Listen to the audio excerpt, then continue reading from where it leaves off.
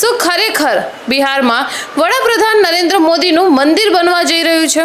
Social મીડિયામાં આ સમાચાર ખૂબ જ વાયરલ થઈ રહ્યા છે, પરંતુ આખી હકીકત શું છે? ચાલો જાણીએ સરળ ભાષામાં। બિહારમાંથી એક અનોખા સમાચાર સામે આવ્યા છે। સોશિયલ મીડિયા પર દાવો થઈ રહ્યો છે કે વડાપ્રધાન નરેન્દ્ર મોદીનું ભવ્ય મંદિર બનાવવામાં આવશે। તો સૌથી પહેલો સવાલ, શું આ સમાચાર સાચા છે? તો તેનો જવાબ છે હા, પરંતુ તેની પાછળની હકીકત સમજવી તે ખૂબ જ જરૂરી છે।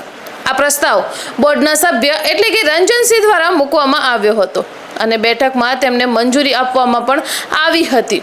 હવે પ્રશ્ન એ થાય છે કે શું બિહાર સરકારે મંદિર બનાવવાની સત્તાવાર જાહેરાત કરી દીધી છે? તો તેનો જવાબ છે ના। અત્યાર સુધી માત્ર પ્રસ્તાવને મંજૂરી મળી છે। મંદિર ક્યાં બનશે, ક્યારે બનશે, જમીન કોણ આપશે અને કામ ક્યારે શરૂ થશે તેની કોઈ અંતિમ સત્તાવાર જાહેરાત કરવામાં આવી નથી। ટ્રાન્સજેન્ડર વેલફેર બોર્ડના સભ્યોનું કહેવું છે કે વર્ષ 2019 પછી ટ્રાન્સજેન્ડર સમાજ માટે જે કાયદા અને કલ્યાણકારી પગલાં લેવામાં આવ્યા છે તેનું સન્માન રૂપે તેઓ મંદિર બનાવવા માંગે છે। તો મિત્રો, સોશિયલ મીડિયા પર ફરતી પોસ્ટ સંપૂર્ણ ખોટી નથી, પરંતુ તેને સમજ્યા વગર શેર કરવી તે યોગ્ય પણ નથી।